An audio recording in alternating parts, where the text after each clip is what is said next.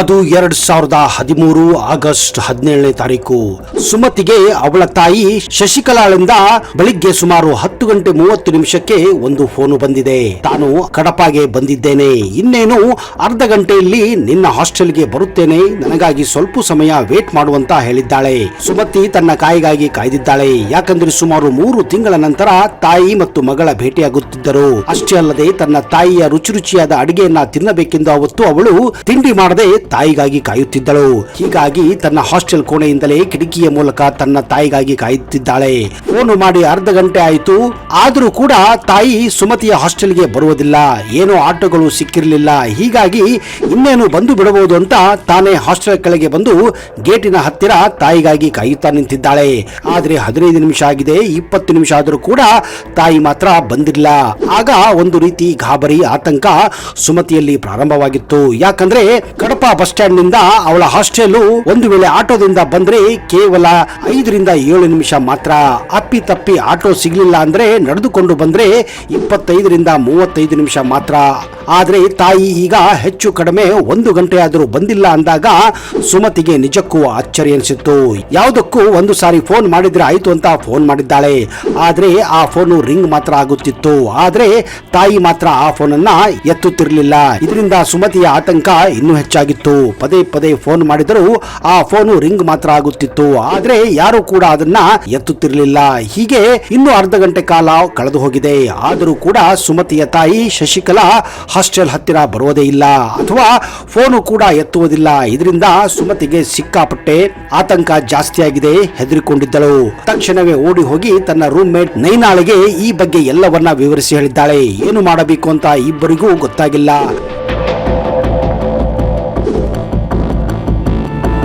ಅವತ್ತು ಭಾನುವಾರ ಬೇರೆ, ಹಾಸ್ಟೆಲ್ ವಾರ್ಡನ್ ಕೂಡ ಅವತ್ತು ಬಂದಿರಲಿಲ್ಲ. ಹೀಗಾಗಿ ನಯನ ಮತ್ತು ಸುಮತಿ ಇಬ್ಬರು ಸೇರಿಕೊಂಡು ಕಡಪದ ಬಸ್ ಸ್ಟ್ಯಾಂಡ್ಗೆ ಹೋಗಿದ್ದಾರೆ. ಅಲ್ಲಿ ಏನಾದರೂ ತಾಯಿ ಸಿಗಬಹುದು ಅಂತ ಅಂದುಕೊಂಡಿದ್ದಾರೆ. ಹೀಗಾಗಿ ಅವತ್ತು ಬಸ್ ಸ್ಟ್ಯಾಂಡ್ ಸುತ್ತಮುತ್ತ ಈ ಇಬ್ಬರು ಹುಡುಗಿಯರು ಸುತ್ತಾಡಿ ಸುಮತಿಯ ತಾಯಿಯನ್ನ ಹುಡುಕಿದ್ದಾರೆ. ಸುಮಾರು 1 ಗಂಟೆ ಆದರೂ ಕೂಡ ಸುಮತಿಯ ತಾಯಿ ಶಶಿಕಲಾ ಸಿಗುವುದಿಲ್ಲ. ಅಷ್ಟೇ ಅಲ್ಲದೆ ಎಷ್ಟೋ ಸಾರಿ ಫೋನ್ ಮಾಡಿದರೂ ಕೂಡ ಆ ಫೋನ್ ಮಾತ್ರ ಅವಳು ಎತ್ತುವುದಿಲ್ಲ. ಏನು ಮಾಡಬೇಕೆಂದು ತೋಚದೆ ಇಬ್ಬರು ತುಂಬಾ ವಿಚಲಿತರಾಗಿದ್ದರು. ಹೇಗಾದ್ರೂ ಭಾನುವಾರ ಇದೆ, ಸುಮತಿಯ ಊರು ಅಂದ್ರೆ ತನ್ನ ತಾಯಿಯ ಮನೆ ಕಡಪದಿಂದ ಸುಮಾರು 25 ಕಿಲೋಮೀಟರ್ ಮಾತ್ರ ದೂರ ಇತ್ತು.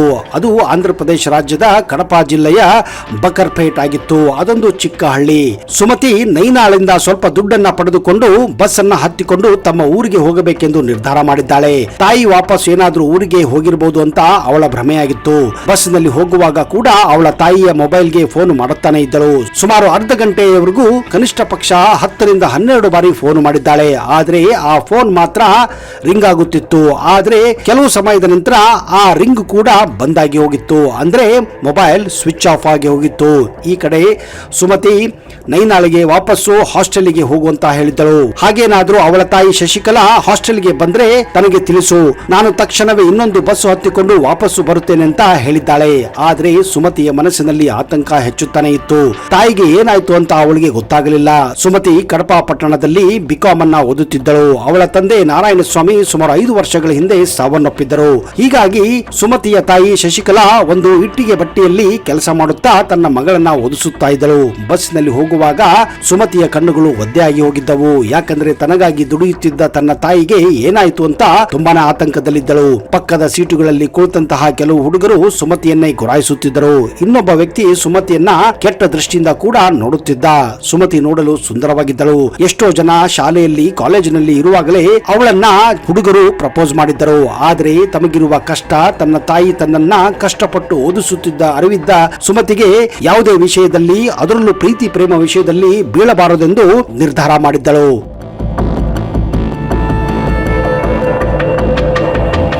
ಕೊನೆಗೂ ಹಾಗೋ ಹೀಗೋ ಮಾಡಿ ಈ ಆತಂಕದಲ್ಲಿಯೇ ಸುಮತಿ ತನ್ನ ಊರಿಗೆ ಬಂದಿದ್ದಾಳೆ. ಅದು ಚಿಕ್ಕ ಊರು. ಹೆಚ್ಚು ಕಡಿಮೆ ಸುಮತಿಗೆ ತುಂಬಾ ಜನ ಗೊತ್ತಿದ್ದವರು. ದಾರಿ ಉದ್ದಕ್ಕೂ ಸುಮತಿ ತನಗೆ ಪರಿಚಯವಿದ್ದ ಜನರಿಗೆ ತನ್ನ ತಾಯಿಯ ಬಗ್ಗೆ ವಿಚಾರಿಸಿದ್ದಾರೆ. ಆದ್ರೆ ಯಾರೂ ಕೂಡ ತಾಯಿಯ ಬಗ್ಗೆ ಸ್ಪಷ್ಟ ಮಾಹಿತಿಯನ್ನ ಕೊಟ್ಟಿಲ್ಲ. ಕೊನೆಗೂ ಸುಮತಿ ತಾಯಿಯನ್ನು ಹುಡುಕುತ್ತಾ ತನ್ನ ಮನೆಗೆ ಬಂದೇ ಬಿಟ್ಟಿದ್ದಾಳೆ. ಮನೆಗೆ ಬಂದಾಗ ಮನೆಯ ಬಾಗಿಲು ಹಾಕಿದ್ದನ್ನು ಕಂಡು ಸುಮತಿ ನಿಜಕ್ಕೂ ಆಶ್ಚರ್ಯಚಕಿತವಾಗಿದ್ದಳು. ಅಂದ್ರೆ ತನ್ನ ತಾಯಿ ಶಶಿಕಲಾ ವಾಪಸ್ಸು ಮನೆಗೆ ಬಂದಿಲ್ಲ ಅಂತ. ಪಕ್ಕದ ಮನೆಯ ಆಂಟಿಗೆ ಹೋಗಿ ಸುಮತಿ ತನ್ನ ತಾಯಿಯ ಬಗ್ಗೆ ಕೇಳಿದ್ದಾಳೆ. ಯಾಕೆ, ಏನಾಯ್ತು? ಶಶಿಕಲಾ ಬೆಳಗ್ಗೆನೆ ನಿನ್ನನ್ನೇ ನೋಡಬೇಕೆಂದು ಊಟವನ್ನ ಕಟ್ಟಿಕೊಂಡು ಕಡಪಾಗೆ ಹೋಗಿದ್ದಾಳೆ ಅಂತ ಪಕ್ಕದ ಮನೆ ಆಂಟಿ ಭಾರತಿ ಹೇಳಿದ್ದಾರೆ. ಆದ್ರೆ ಸುಮತಿ ಹೇಳಿದ ಕಥೆಯನ್ನು ಕೇಳಿ ಪಕ್ಕದ ಮನೆ ಆಂಟಿ ಕೂಡ ಗಾಬರಿಯಾಗಿದ್ದಾರೆ. ಹಾಗಾದ್ರೆ ಶಶಿಕಲಾ ಎಲ್ಲಿ ಹೋದಳು ಅಂತ ಅವಳು ಕೂಡ ಆತಂಕಕ್ಕೆ ಒಳಗಾಗಿದ್ದಾಳೆ. ಪಕ್ಕದ ಮನೆ ಆಂಟಿ ಭಾರತಿ ತನ್ನ ಗಂಡನಿಗೆ ಶಶಿಕಲಾ ಹಾಗೂ ಸುಮತಿಯ ಬಗ್ಗೆ ಫೋನ್ ಮಾಡಿ ಹೇಳಿದ್ದಾಳೆ. ಚಿಕ್ಕದೊಂದು ಅಂಗಡಿ ಇಟ್ಟುಕೊಂಡಿದ್ದ ದಾಮೋದರ್ ಅಲ್ಲಿಗೆ ಬಂದಿದ್ದಾನೆ. ಯಾವುದಕ್ಕೂ ಇವತ್ತು ರಾತ್ರಿವರೆಗೂ ಶಶಿಕಲಾಗಾಗಿ ಕಾಯೋಣ. ಒಂದು ವೇಳೆ ರಾತ್ರಿ ವಾಪಸ್ಸು ಬರಲಿಲ್ಲ ಅಂದ್ರೆ ನಾಳೆ ಬೆಳಿಗ್ಗೆ ಪೊಲೀಸರಿಗೆ ಕಂಪ್ಲೇಂಟ್ ಕೊಡೋಣ ಅಂತ ಎಲ್ಲರೂ ನಿರ್ಧಾರ ಮಾಡಿದ್ದಾರೆ. ಅವತ್ತು ರಾತ್ರಿ ಸುಮತಿ ಭಾರತೀಯ ಮನೆಯಲ್ಲೇ ಮಲಗಿದ್ದಾಳೆ. ಅವಳಿಗೆ ಹೊಟ್ಟೆ ಹಸಿವು ಕೂಡ ಇರಲಿಲ್ಲ. ಯಾಕಂದ್ರೆ ತಾಯಿ ಸಿಗದೆ ಇರುವುದು ಅವಳಿಗೆ ಆತಂಕವನ್ನ ಹೆಚ್ಚಾಗಿ ಮಾಡಿತ್ತು. ಈ ಕಡೆ ಪದೇ ಪದೇ ನೈನಾಳಿಗೆ ಫೋನ್ ಮಾಡಿ ಅವಳ ತಾಯಿ ಏನಾದ್ರೂ ಹಾಸ್ಟೆಲ್ಗೆ ಬಂದಳ ಅಂತ ಕೇಳುತ್ತಾನೆ ಇದ್ದಳು. ಆದ್ರೆ ಸುಮತಿಯ ತಾಯಿ ಶಶಿಕಲಾ ಮನೆಗೂ ವಾಪಸ್ಸು ಬಂದಿಲ್ಲ ಹಾಗೂ ಕಡಪದ ಹಾಸ್ಟೆಲ್ಗೂ ಹೋಗಿಲ್ಲ. ಹಾಗಾದ್ರೆ ಶಶಿಕಲಾ ಎಲ್ಲಿ ಹೋದಳು ಅನ್ನುವುದೇ ಒಂದು ದೊಡ್ಡ ಪ್ರಶ್ನೆ ಆಗಿತ್ತು. ಸ್ನೇಹಿತರೆ, 2013ರಲ್ಲಿ ಆಂಧ್ರ ಪ್ರದೇಶದ ಕಡಪದಲ್ಲಿ ನಡೆದ ಈ ಸತ್ಯ ಘಟನೆ ಇಡೀ ಆಂಧ್ರ ಪ್ರದೇಶವನ್ನೇ ಬೆಚ್ಚಿ ಬೀಳಿಸಿತ್ತು ಅಂದ್ರೆ ನೀವು ನಂಬಲೇಬೇಕು.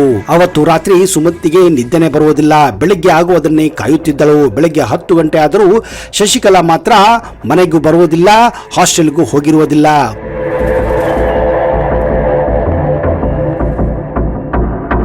ಕೊನೆಗೆ ಪಕ್ಕದ ಮನೆಯ ಅಂಕಲ್ ದಾಮೋದರ್ ಜೊತೆ ಕಡಪ ಪೊಲೀಸ್ ಠಾಣೆಗೆ ಹೋಗಿ ನಡೆದ ವಿಷಯವನ್ನೆಲ್ಲ ಪೊಲೀಸರಿಗೆ ಹೇಳಿದ್ದಾರೆ. ಆಗ ಪೊಲೀಸರು ಮಿಸ್ಸಿಂಗ್ ಕಂಪ್ಲೇಂಟ್ ಅನ್ನ ಬರೆಸಿಕೊಂಡು ಸುಮಾರು 2-3 ದಿವಸ ಶಶಿಕಲಾಗೆ ಹುಡುಕಿದ್ದಾರೆ. ಆದ್ರೆ ಶಶಿಕಲಾ ಎಲ್ಲಿಯೂ ಪತ್ತೆಯಾಗಿಲ್ಲ. ಆ ಸಮಯದಲ್ಲಿ ಸಿಸಿಟಿವಿ ಕ್ಯಾಮೆರಾಗಳು ಅಷ್ಟೊಂದು ಆಕ್ಟಿವ್ ಕೂಡ ಆಗಿರಲಿಲ್ಲ.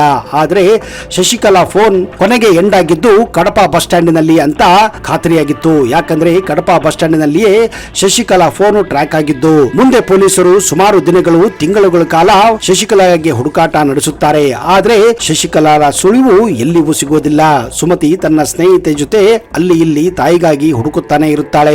ಅವಳಿಗೂ ಕೂಡ ತಾಯಿಯ ಸುಳಿವು ಸಿಗೋದಿಲ್ಲ. ಹೀಗೆ ಸುಮಾರು 5 ತಿಂಗಳು ಕಳೆದು ಹೋಗಿವೆ.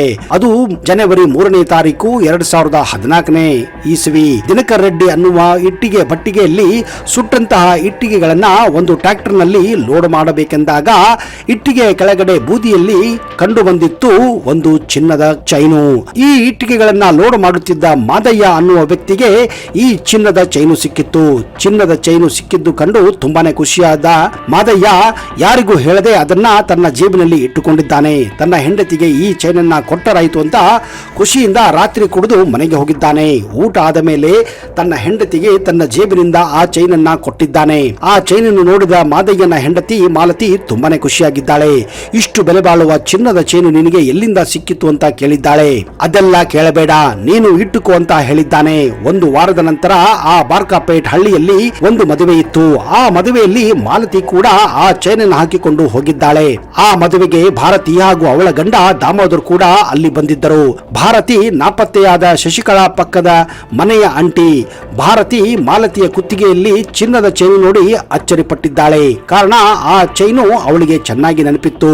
ಯಾಕಂದ್ರೆ ಶಶಿಕಲಾ ಹಾಗೂ ಭಾರತಿ ಇಬ್ಬರು ಸೇರಿ ಶಶಿಕಲಾಗಾಗಿ ಆ ಚೈನನ್ನ ತಯಾರಿಸಿಕೊಂಡು ಬಂದಿದ್ದರು.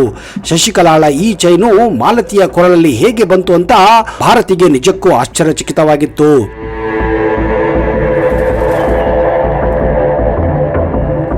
ಶಶಿಕಲಾಳ ಚೈನು ಮಾಲತಿಯ ಕೊರಳಲ್ಲಿ ಹೇಗೆ ಬಂತು ಅಂತ ಭಾರತಿಗೆ ನಿಜಕ್ಕೂ ಆಶ್ಚರ್ಯವಾಗಿತ್ತು.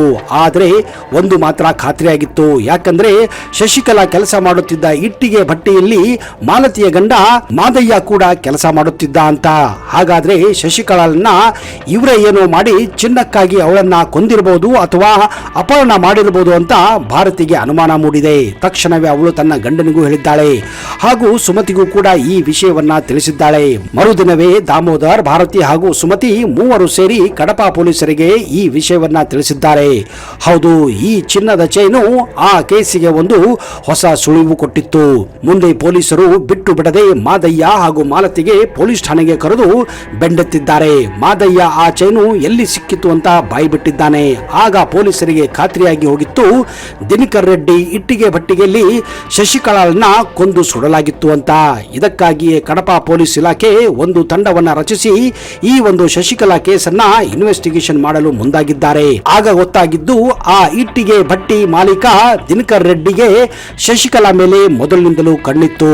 ಹೀಗಾಗಿ ಶಶಿಕಲಾ ತನ್ನ ಮಗಳನ್ನು ಭೇಟಿಯಾಗಲು ಕಡಪಾಗೆ ಹೋದಾಗ ಬಸ್ ಸ್ಟ್ಯಾಂಡ್ ಹತ್ತಿರ ಕಾಲೇಜ್ ಗಾಡಿಯಲ್ಲಿ ಬಂದು ಅವಳಿಗೆ ಹಾಸ್ಟೆಲ್ ಅವರಿಗೆ ಲಿಫ್ಟ್ ಕೊಡುತ್ತೇನೆ ಅಂತ ಶಶಿಕಲಾಳನ್ನ ಹತ್ತಿಸಿಕೊಂಡು ಅವಳ ಮೊಬೈಲ್ ಅನ್ನ ಕಸಿದುಕೊಂಡು ಅದನ್ನು ಗಟರಿಗೆ ಎಸೆದಿದ್ದಾರೆ. ಅವಳನ್ನ ತನ್ನ ಇಟ್ಟಿಗೆ ಭಟ್ಟಿಗೆ ಕರೆದುಕೊಂಡು ಹೋಗಿ ಅವಳನ್ನ ಬಲಾತ್ಕಾರ ಮಾಡಿ ಅವಳನ್ನು ಕೊಂದು ಅವಳ ಶವವನ್ನ ಇಟ್ಟಿಗೆ ಭಟ್ಟೆಯಲ್ಲಿ ಸುಟ್ಟು ಹಾಕಿದ್ದ ಎನ್ನುವ ಮಾಹಿತಿ ಸುಮಾರು 3 ತಿಂಗಳ ಕಾಲ ಪೊಲೀಸರು ದಿನಕರ್ ರೆಡ್ಡಿಯನ್ನ ವಿಚಾರಿಸಿದಾಗ ಕೊನೆಗೆ ಬಾಯಿ ಬಿಟ್ಟಿದ್ದ. ಹೌದು, ಶಶಿಕಲಾ ಮಿಸ್ಸಿಂಗ್ ಕೇಸ್ ಕೊನೆಗೂ ಕಡಪ ಪೊಲೀಸರು ಭೇದಿಸಿದರು. ಆದರೆ ದುರಾದೃಷ್ಟ, ಶಶಿಕಲಾ ಸಿಗಲೇ ಇಲ್ಲ. ಅವಳು ಬೂದಿಯಾಗಿ ಇಟ್ಟಿಗೆ ಭಟ್ಟಿಯಲ್ಲಿ ಸಿಕ್ಕಿದ್ದಳು ಅಷ್ಟೇ. ಹೌದು, ಈ ಒಂದು ಕೇಸು ಮುಂದೆ ಹಲವಾರು ದಿನ ಕೋರ್ಟ್ ನಲ್ಲಿ ಟ್ರಯಲ್ಸ್ಗಳು ನಡೆಯುತ್ತವೆ. ಕೊನೆಗೆ ಸಿಕ್ಕ ಸಾಕ್ಷ್ಯಾಧಾರ ಮೂಲಕ ದಿನಕರ್ ರೆಡ್ಡಿಯನ್ನ ಕಡಪ ನ್ಯಾಯಾಲಯ ಮತ್ತು ಹೈಕೋರ್ಟ್ ದಿನಕರ್ ರೆಡ್ಡಿಗೆ ಜೀವಾವಧಿ ಶಿಕ್ಷೆಯನ್ನ ಕೊಡುತ್ತದೆ. ನೋಡಿದಿರಾ ಸ್ನೇಹಿತರೆ, ಹೆಣ್ಣಿನ ಆಸೆಗಾಗಿ ಜನ ಏನೆಲ್ಲ ಮಾಡುತ್ತಾರೆ ಅಂತ. ಆದರೆ ದುರಾದೃಷ್ಟ, ಸುಮತಿ ತನ್ನ ತಾಯಿಯನ್ನ ಹಾಗೂ ತನ್ನ ತಂದೆಯನ್ನ ಇಬ್ಬರನ್ನ ಕಳೆದುಕೊಂಡು ಅನಾಥವಾಗಿದ್ದು ನಿಜ ಮಾತ್ರ. ಸ್ನೇಹಿತರೆ, ಈ ಒಂದು ಅನಾಹುತದ ಬಗ್ಗೆ, ಈ ಒಂದು ಘಟನೆಯ ಬಗ್ಗೆ ನಿಮ್ಮ ಅನಿಸಿಕೆಯನ್ನ ದಯವಿಟ್ಟು ಕಮೆಂಟ್ ಬಾಕ್ಸ್ ಅಲ್ಲಿ ಬರೆಯಿರಿ.